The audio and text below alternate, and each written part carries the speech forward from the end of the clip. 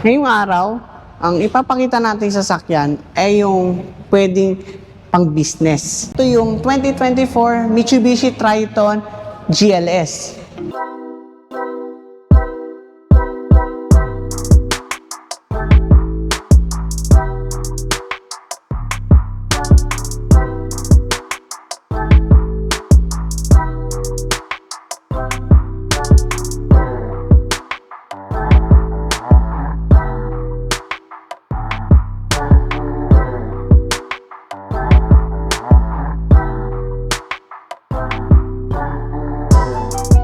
Natin dito sa exterior ng Triton. So itong Triton is naka LED na yung headlight niya, tapos ito yung daytime running light niya, tapos yung fog light niya is LED na rin. Wala nga lang siyang sensor dito sa unahan, pero meron siyang 360 camera. Dito is chrome yung kulay ng grille. So dito naman sa mugs ng Triton, meron tayong 265/60 R18. Hindi nga lang siya two-tone alloy wheels, pero yung mugs niya is kapareho doon sa previous model na Montero. Tapos naka-Bridgestone din siya. Tapos disc brake yung unahan. So dito naman sa side mirror niya, meron siya ditong turning signal lamp. Tapos yung stepboard niya may kalaparan. Sa maganda rito, meron na siyang blind spot monitoring. So dito sa likuran, yung braking system niya is drum brake. Tapos, included na rin yung sports bar dito sa GLS variant. So, dito sa tailgate ng Triton, naka-LED na rin siya, kaya maganda. Tapos, wala nga lang siyang sensors dito sa likod, pero meron siyang tailgate light. Tapos, nandito nakapress yung rear camera, tapos nakapunto yung handle niya. So, dito sa suspension ng Triton, hindi siya naka-coil spring, naka-molye pa rin, kagaya sa previous model niya. So, silipin naman natin yung tailgate nito, Triton. Sobrang bigat ng tailgate niya kasi hindi pa siya assisted. Tapos may headlight na siya. Tapos yung cargo space is nag-improve compared sa previous model niya.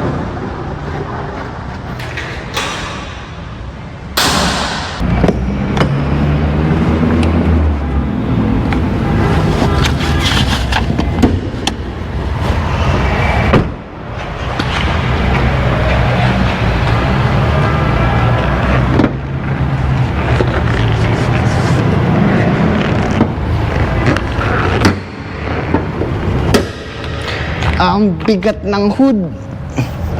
Dito sa Triton wala siyang hood dampers. Pero maganda rito, may cover siya para makatulong hindi makumupas kagad yung hood nyo. Under the hood, meron siyang 2.4 liter turbocharged diesel engine, Euro 4. Meron siyang 183 horsepower at 430 Newton meter torque.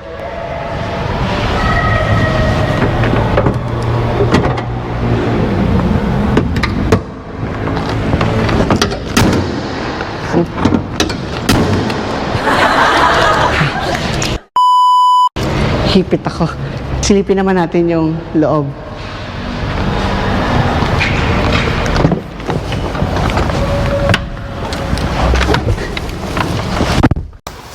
So, nandito tayo ngayon sa loob ng Mitsubishi Triton. Okay din naman yung loob niya. Maganda rin naman. Yung dashboard niya is hard plastic, pero may soft touch material naman dito. Kaya lang ito, piano black, gasgasin. Tapos dito, yung head unit niya naman is malaki. Yung ceiling niya is white. Tapos yung map light niya naman is hindi pa siya LED. Tapos yung sunshade is maluwag. Pagdating naman dito sa visor niya, walang salamin niya sa driver's side. Pero sa passenger, may salamin pero walang lights.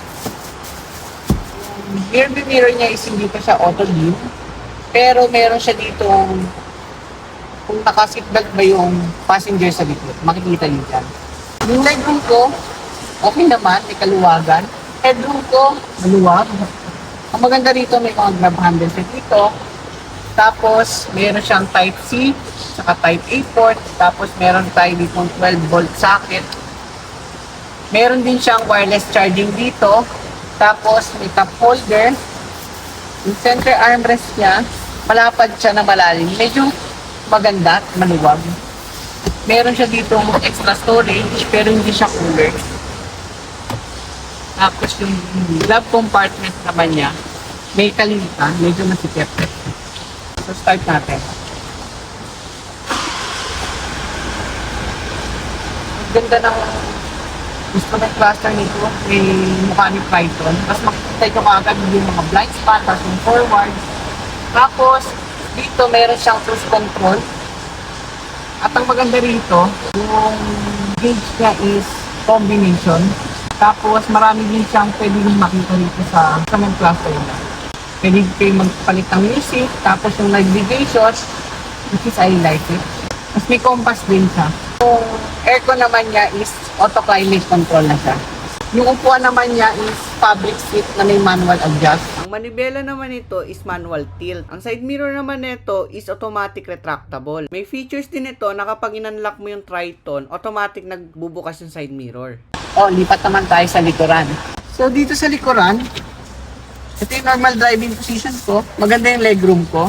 Headroom ko, okay naman. Kaya lang, dito sa Triton, may tunnel siya. Pero hindi naman siya sobrang taas. Hindi kagaya sa other pickup truck. Pwede na. Kaya lang masikip, hindi sakto yung paa ko. Tapos yung ilaw naman niya dito sa likod is hindi pa LED. At ang maganda rito, meron siya ditong 12-volt socket. Tapos may Type-C, saka Type-A port. Tapos ang dami niya ring cup holder. Dito naman sa armrest niya, meron ditong cup holder ulit. Okay naman, komportable. Tapos yung upuan naman niya, hindi naman sobrang incline ng likod ko. At ang maganda rito, may grab handle. Test drive naman tayo. Bago natin subukan itong Mitsubishi Triton, ipapakilala ko ulit sa inyo si Ma'am Grace ng Mitsubishi Jabez. Kung gusto nyo pumunta sa Mitsubishi Jabez, nandyan lang si Ma'am Grace, i-assist niya kayo. Lahat ng katanungan nyo, kaya niya sagutin.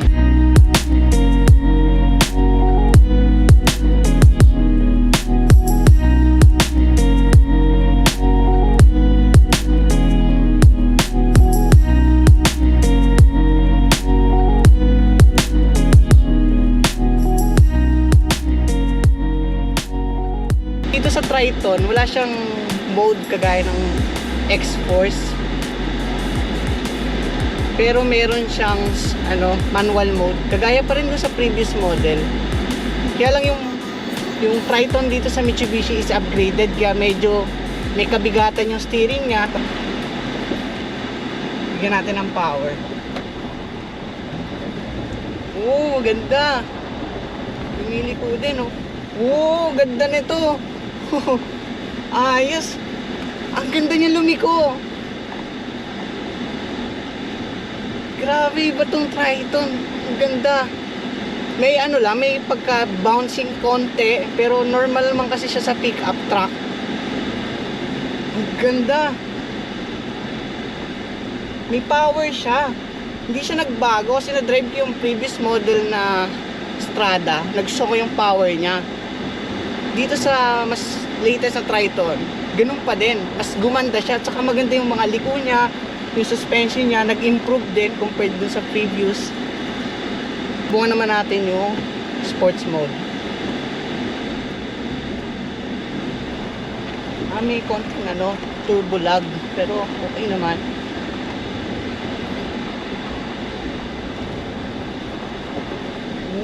Sarap. Kung gusto nyo mag-enjoy, okay itong Triton.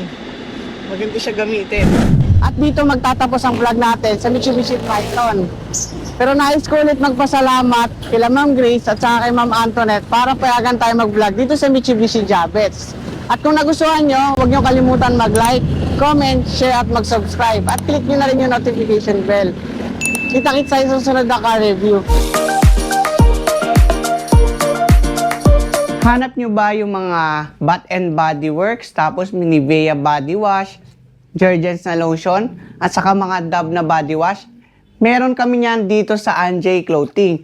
Ang maganda rito, magagaranti namin na original yung mga products. At hindi lang imported products ang meron kami. Meron din kami mga personal collection. Nagpo-promo rin kami nun. Meron din kaming pre-lab, beauty product, at saka mga iba pang mga apparel.